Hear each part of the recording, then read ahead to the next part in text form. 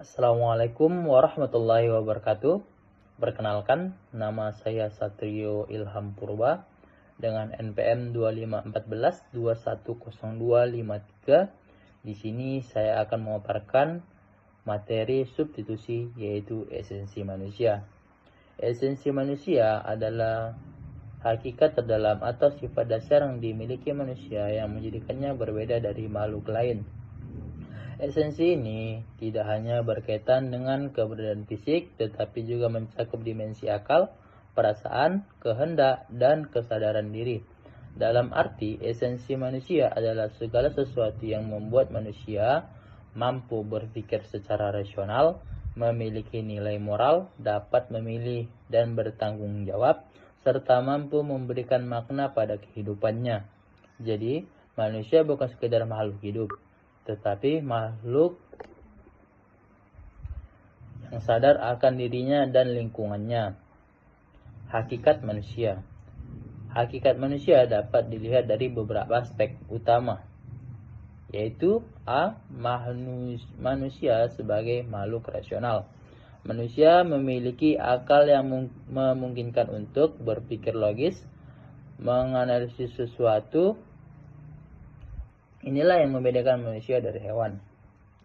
B. Manusia sebagai makhluk emosional. Manusia memiliki perasaan seperti senang, sedih, cinta, dan empati. Perasaan ini membuat manusia mampu menjalin hubungan dengan orang lain. C. Manusia sebagai makhluk berkehendak. Manusia memiliki kebebasan untuk memilih tindakan, menentukan keputusan, merencanakan masa depan. Namun, kebebasan ini selalu disertai tanggung jawab. D. Manusia sebagai makhluk sosial. Manusia tidak bisa hidup sendiri. Ia selalu berinteraksi, bekerja sama, membentuk masyarakat. Kehidupan sosial adalah bagian penting dari esensi manusia. Unsur-unsur esensi manusia. Esensi manusia tersusun dari 3 unsur utama. 1. Akal atau rasionalitas, yaitu berpikir, memahami, dan menilai benar dan salah. Kedua, hati atau emosi dan moral, yaitu merasakan, memiliki empati, menentukan nilai baik dan buruk. Ketiga, kehendak atau voluntas, yaitu bertindak, memilih, bertanggung jawab. Ketiga unsur ini saling berkaitan dan tidak dapat dipisahkan. Pandangan filsafat tentang esensi manusia yaitu A. Filsafat klasik. Manusia adalah makhluk berpikir atau animal rasional, menekankan akal sebagai ciri utama manusia. B. Eksistensialisme. Manusia bebas menentukan dirinya sendiri. Manusia adalah apa yang ia pilih, menekankan kebebasan dan tanggung jawab. C. Pandangan religius. Manusia adalah ciptaan Tuhan, memiliki tujuan hidup dan nilai spiritual, menekankan moral dan makhluk hidup. Ciri-ciri esensi manusia. Rasional, mampu berpikir logis. Moral, memiliki nilai baik dan buruk. Sosial, hidup dalam masyarakat.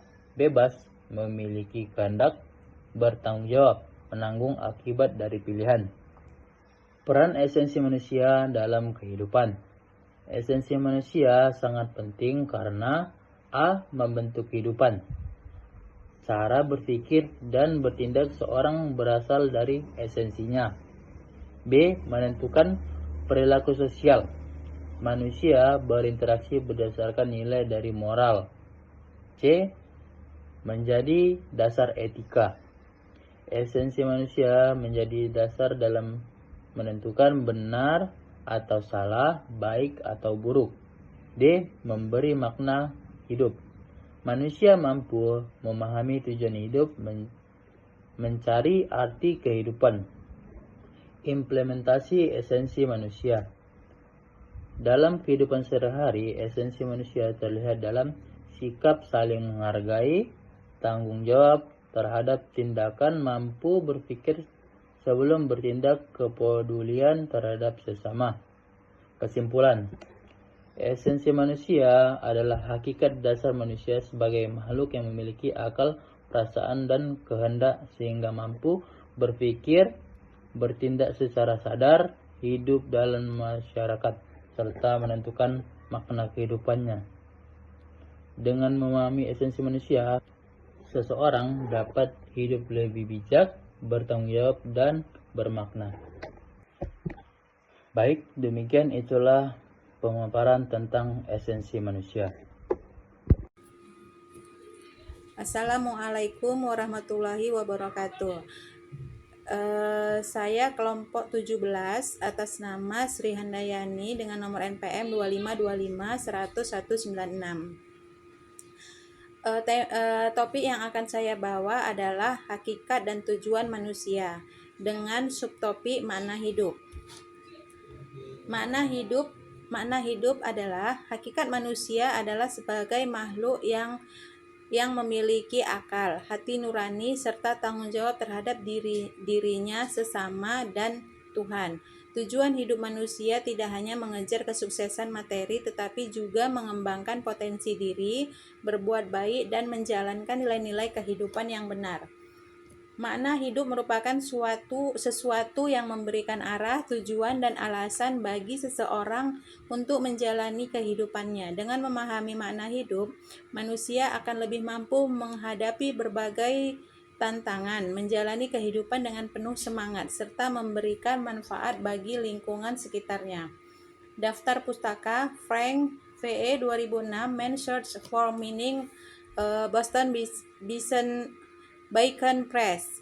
Kementerian Pendidikan, Kebudayaan, Riset, dan Teknologi tahun 2022, Pendidikan Pancasila, Jakarta, Kemendikbudristek. Nasori F. tahun 2011, Psikologi Kebahagiaan, Yogyakarta, Pustaka Pelajar. Demikianlah makalah tentang hakikat dan tujuan manusia ini saya sampaikan. Terima kasih. Wassalamualaikum warahmatullahi wabarakatuh. Ya, Assalamualaikum warahmatullahi wabarakatuh. Perkenalkan, nama saya Irmayani Nasution, NPM saya 2525210012. Nah, di sini saya akan menjelaskan subtopik dengan judul subtopik saya adalah eksistensialisme manusia.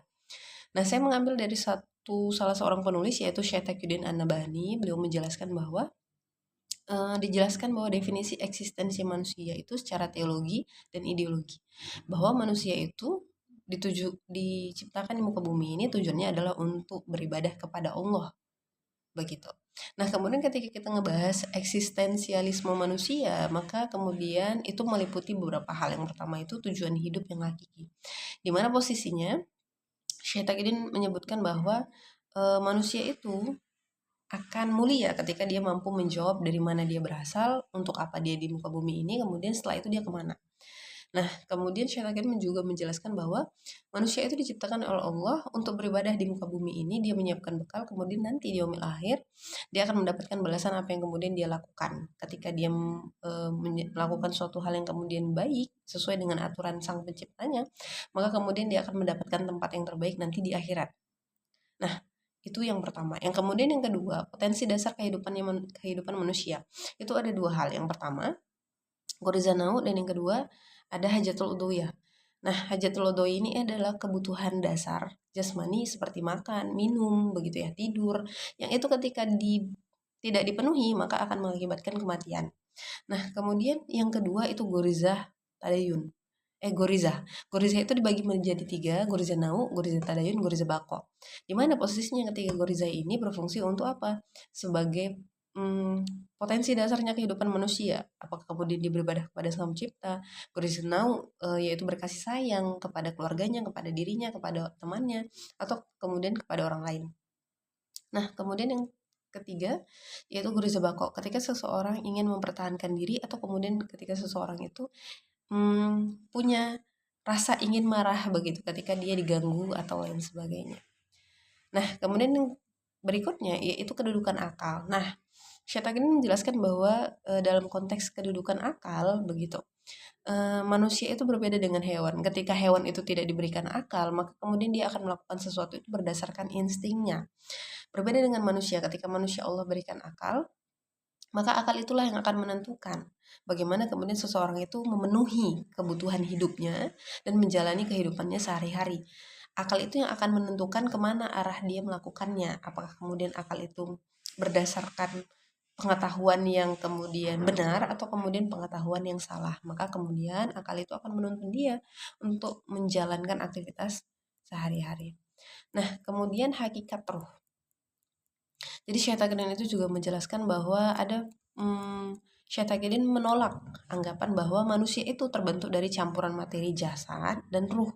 Seperti sebagaimana mungkin selama ini yang sering kita dengar, yaitu apa? Sehat jasmani dan rohani. Nah, ternyata makna ruh yang kemudian disampaikan oleh Syekh Taqiyuddin itu adalah dalam konteks eksistensinya manusia terhadap kesadaran rohani.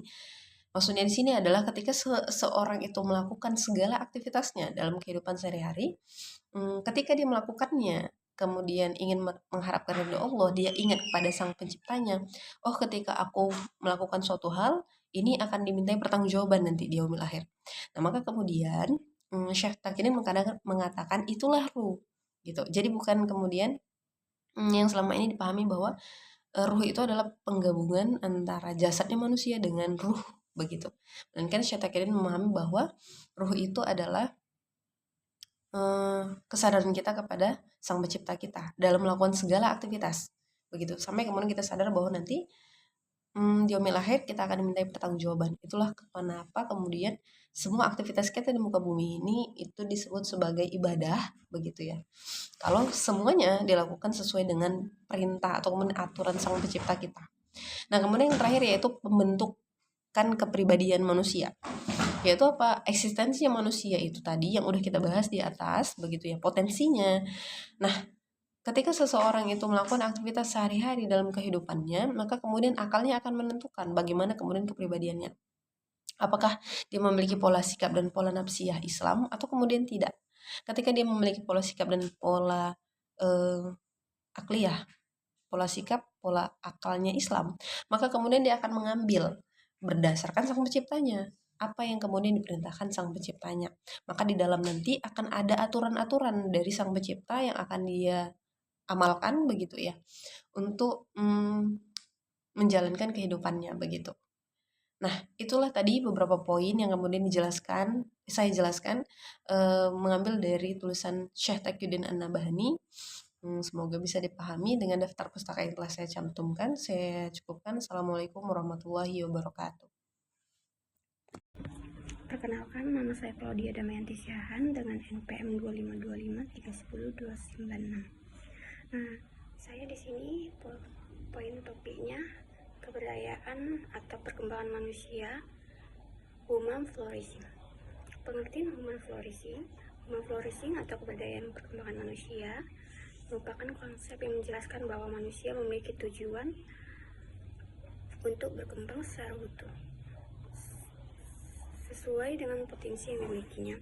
Menurut para ahli Martin Seligman 2011, human flourishing adalah kondisi ketika seseorang berkembang secara optimal melalui emosi positif, keterlibatan dalam aktivitas, hubungan sosial yang membaik, makna hidup dan pencapaian. Dengan demikian, human flourishing tidak hanya berfokus pada kebahagiaan, tetapi juga pada kemampuan individu untuk menjalani kehidupan yang produktif, bertanggung jawab dan bermanfaat bagi masyarakat. 2. Hakikat manusia dalam perspektif metafisika. Dalam perspektif metafisika, manusia dipahami sebagai makhluk hidup yang memiliki aspek fisik, akal, sosial, moral, dan spiritual. Seluruh aspek tersebut saling melengkapi sehingga manusia mampu mengembangkan potensi diri dan menjalani kehidupan yang bermakna. Menurut para ahli John Hesper 1997, metafisika mengkaji hakikat keberdayaan manusia sebagai makhluk yang memiliki kesadaran dan akal budi. 3. Tujuan manusia menurut konsep human flourishing. Tujuan manusia menurut konsep human flourishing adalah mengembangkan seluruh potensi yang dimiliki agar dapat menjalani kehidupan yang seimbang, bermakna, dan bermanfaat bagi diri sendiri maupun orang lain. Hal ini mencakup mengembangkan pengetahuan karakter, hubungan sosial, serta nilai moral dalam kehidupan sehari-hari. Menurut Harley Martin A.P. Seligman 2011, human flourishing bertujuan membantu individu mencapai kehidupan yang optimal melalui perkembangan diri dan kesejahteraan secara menyeluruh. Keempat, faktor-faktor yang mempengaruhi human flourishing. Human flourishing dipengaruhi oleh beberapa faktor seperti pendidikan, kesehatan, lingkungan keluarga, lingkungan sosial, serta nilai moral. Faktor-faktor tersebut berperan dalam membantu manusia mengembangkan potensi diri mencapai kehidupan yang lebih baik. Menurut para ahli Martha Nussbaum 2011, perkembangan manusia dipengaruhi oleh kesempatan yang dimiliki setiap individu untuk mengembangkan kemampuan dan menjalani kehidupan secara optimal. Kelima, implementasi human flourishing dalam kehidupan. Konsep human flourishing dapat diterapkan dalam kehidupan sehari-hari melalui pengembangan kemampuan diri, menjaga hubungan baik dengan sesama, serta bertindak berdasarkan nilai moral dan tanggung jawab. Dengan menerapkan hal tersebut, manusia dapat mencapai kehidupan yang lebih seimbang dan bermakna. Menurut para ahli Martin Seligman tahun 2011, human flourishing dapat diwujudkan melalui pengembangan diri, hubungan sosial yang positif, serta kehidupan yang memiliki tujuan dan makna. Inilah poin-poin presentasi saya. Terima kasih. Assalamualaikum warahmatullahi wabarakatuh. Nama saya Hilma Ira Asilalahi dengan NIM 2514375013. Saya ingin menjelaskan tentang subtitle saya, yaitu dengan judul spiritualitas.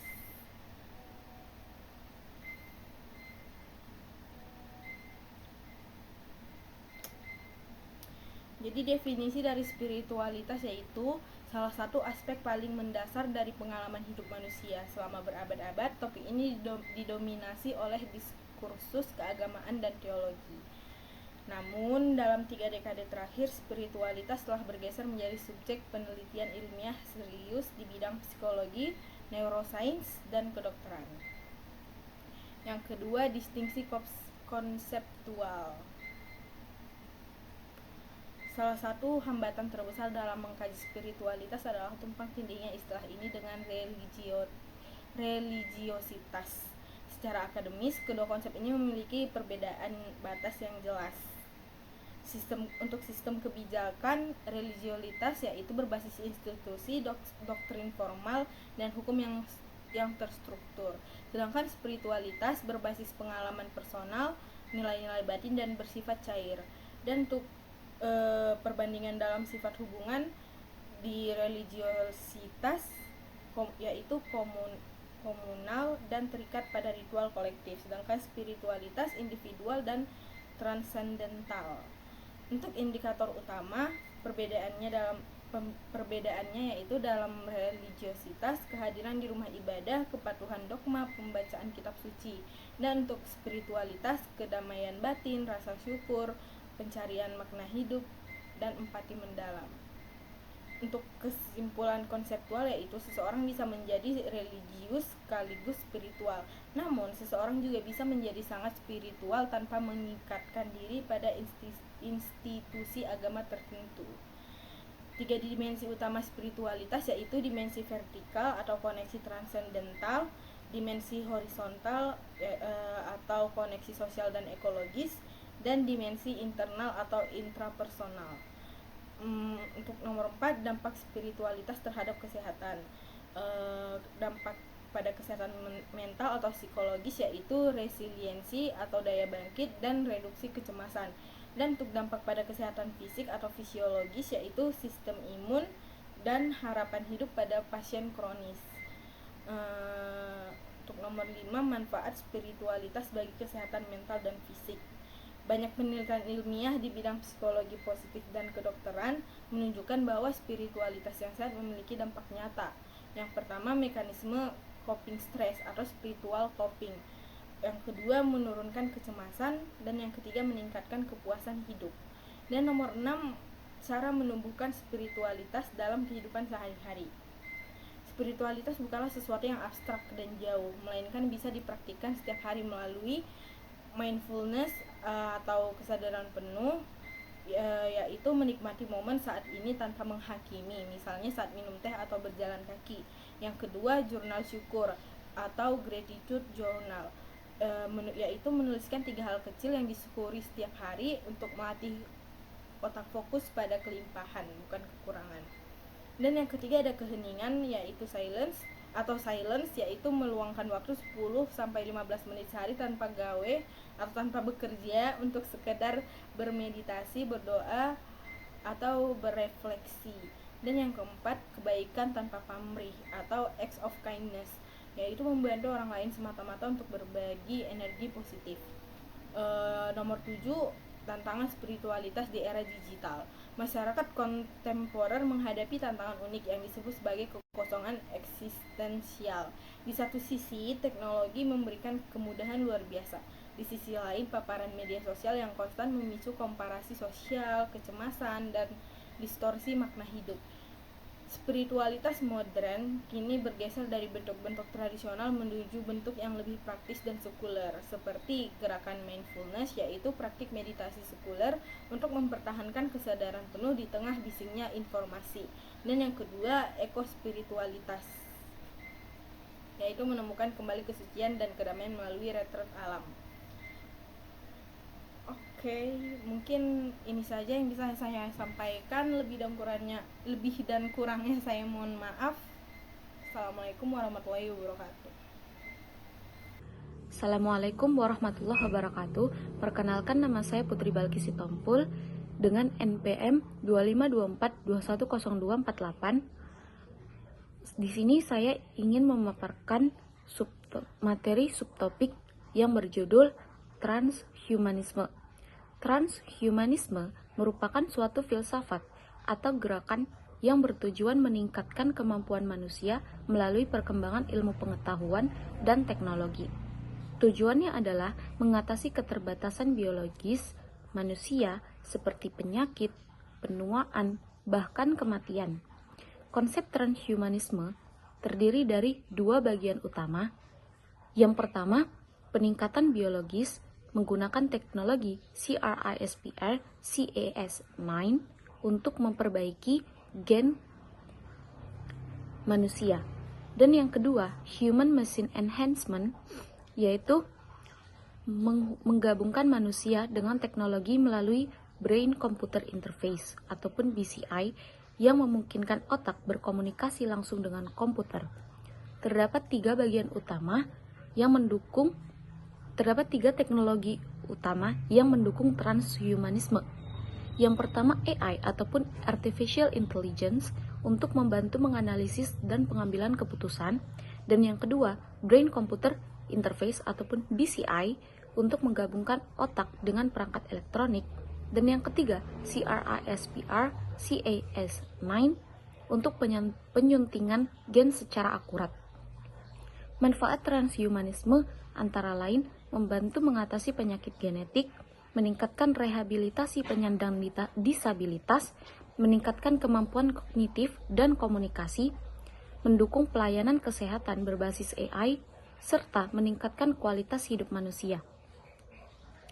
Namun, transhumanisme juga menimbulkan tantangan etika, seperti resiko keselamatan, penggunaan, perubahan identitas manusia, privasi dan keamanan data otak, tanggung jawab hukum, serta kesenjangan akses terhadap teknologi. Sebagai kesimpulan, transhumanisme menawarkan peluang besar dalam meningkatkan kualitas hidup manusia melalui teknologi. Namun, pengembangannya harus disertai pertimbangan etika agar manfaatnya dapat dirasakan tanpa mengabaikan nilai kemanusiaan. Sekian presentasi dari saya. Kurang dan lebihnya mohon maaf. Terima kasih. Assalamualaikum warahmatullahi wabarakatuh.